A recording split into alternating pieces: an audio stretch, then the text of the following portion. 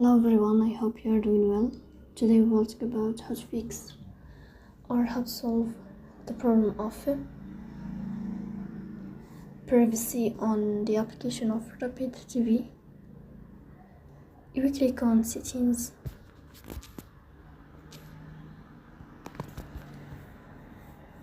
In this page you will click on apps, default apps, app settings. In this page you will click on Rapid TV. Here we go to first stop and you click OK.